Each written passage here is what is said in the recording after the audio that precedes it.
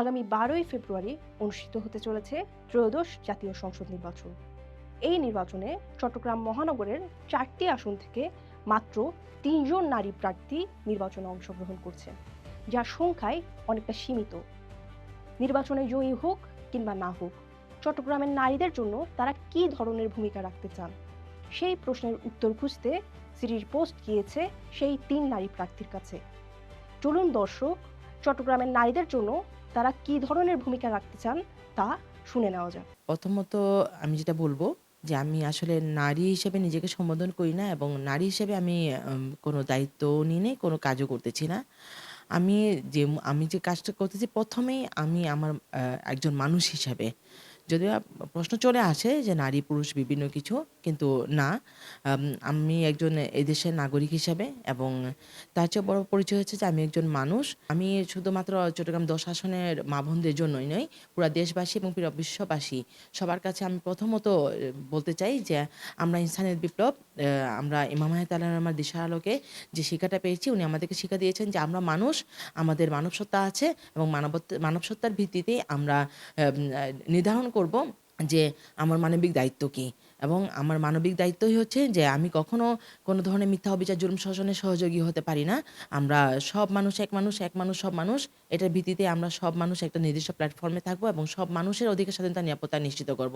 তাই আমার নির্বাচনী প্রচারেও আমি শুধুমাত্র মা বোনদের কাছে যাচ্ছি তা না। আমরা ভাইদের কাছেও যাচ্ছি, বোনদের কাছেও যাচ্ছি।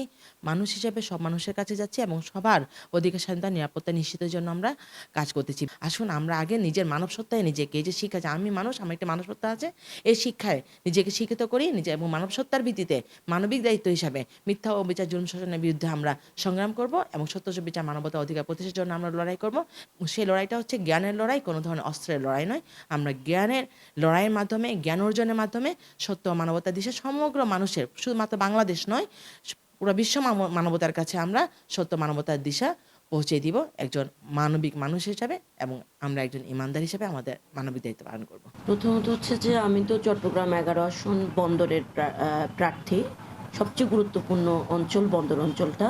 মানে আমরা জানি যে বন্দরটা সারা দেশের জন্য একটা গুরুত্বপূর্ণ অঞ্চল। আমাদের এখানে কিন্তু বন্দরে প্রচুর গার্মেন্টস কর্মী আছে এবং এটার মানে অধিকাংশ গার্মেন্টস শ্রমিক হচ্ছে যে নারী। তো সেই জায়গা থেকে আর আপনারা জানেন যে আমাদের দেশের নারীদের প্রতি এক ধরনের, যেহেতু আমাদের পুরুষতান্ত্রিক মানসিকতার সোসাইটি, সেখানে কিন্তু দেখব যে আমরা গার্মেন্টস শ্রমিকদের নারীদের স্যালারিটা কম থাকে কিংবা নিরাপত্তাহীনতায় একটা ব্যাপার আছে। আমি নিজেও কিন্তু যেই আসনে নির্বাচনটা করছি, এখানে দুটো ঘটনার আমি আন্দোলন করেছিলাম। সেটা হচ্ছে যে মাদারবাড়ি ৭ বছরের একটা মেয়েকে হাকিম বান্ডারি নামের একটা লোক ধর্ষণ করেছিল। সে ধর্ষণের বিরুদ্ধে কিন্তু আমি আন্দোলন করেছি। ফকিরহাটেও আপনার এরকম ৭ বছরের একটা মেয়ের ধর্ষণের বিরুদ্ধে আন্দোলন করেছি। তো আমি মনে করি যে এই যে এক ধরনের অপসংস্কৃতি আছে নারীদেরকে দেখার মতো, তো এই জায়গা নিয়ে আমি একটা সাংস্কৃতিক মুভমেন্ট গড়ে তুলব। আর তার পাশাপাশি এই যে নারীর যে নিরাপত্তাহীনতা আছে সেটা গড়ে তুলব। আর নারীকে যাতে সমকাজে সমমজুরি দেওয়া হয়। আবার বন্দর অঞ্চলে যাতে, যেহেতু ডে কেয়ার সেন্টার নাই নারীদের জন্য, দেখবেন প্রচুর শ্রমজীবী নারী, কিন্তু তাদের দেখা যাচ্ছে বাচ্চা আছে, কিন্তু তারা আসলে বাচ্চাকে রেখে কাজে যাওয়াটা কিন্তু অনিরাপদ। তো সেই জায়গা থেকে এখানে একটা ডে কেয়ার সেন্টার করে তোলা এবং পুরো একটা নারী বান্ধব শহর গড়ে তোলার চেষ্টা করবো আর কি।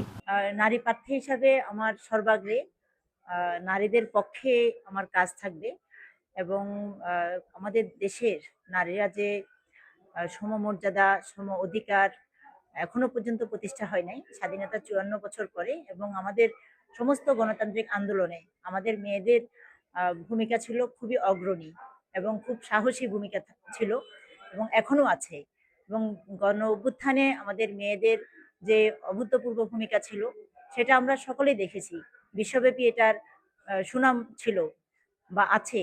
কিন্তু তারপরেও আমরা দেখি যে স্বাধীনতার ৫৪ বছর পরে আমাদের দেশের প্রধানমন্ত্রী, ২টা দলের প্রধান হচ্ছেন নারী এবং দুজনেই প্রধানমন্ত্রী হিসেবে ছিলেন। কিন্তু সেই জায়গা থেকে কিন্তু আমরা আমাদের মেয়েদের যে নিরাপত্তা, মেয়েদের অধিকার, সমান মর্যাদা, সুরক্ষা, এই সমস্ত আইনগুলো এখনো পর্যন্ত বাস্তবায়ন হয়নি। তো আমি নির্বাচিত হলে আমি আমাদের নারীদের যে সমমর্যাদা, সম অধিকারের যে আইন, সেটা আগে বাস্তবায়ন করব এবং তার পাশাপাশি চট্টগ্রাম শহরে সহ সারা দেশের যে আমাদের নারীরা আছে, কর্মজীবী নারীরা, তাদের অফিস আদালতে কাজ করা এবং নারীদের উপর যে সমস্ত যৌন হয়রানি হচ্ছে, ধর্ষণ হচ্ছে, খুন হচ্ছে, এগুলার উপযুক্ত বিচার না পাওয়া, সেই বিচারিক প্রক্রিয়াগুলোকে আমি সুসম্পন্ন করব, আমাদের নারীদের পক্ষে যাতে যায় এবং যে যারা অন্যায়কারী, দুষ্কৃতকারী, তারা এখান থেকে প্রতিহত হতে পারে। আর এটা হচ্ছে জেতার প্রশ্ন। আপনি করেছিলেন যে আমি জিতলে কি করব? জিতলে এই আইনগুলো আমি পাশ করব। আর যদি নাও জিতি, আমি একজন নারী আন্দোলনের কর্মী, এখনো পর্যন্ত বাংলাদেশ নারী মুক্তি কেন্দ্র কেন্দ্রীয় কমিটির সহসভাপতি হিসেবে এবং চট্টগ্রাম জেলা কমিটির সভাপতি হিসেবে দায়িত্ব পালন করছি। সে জায়গা থেকে এই আমার যে কাজটা চলছে, সেই কাজটা আরো বড় পরিসরে সর্বস্তরের নারীদেরকে নিয়ে আমি তাদের অধিকার বাস্তবায়নে, নারীদের সুরক্ষার জন্য কাজ করব।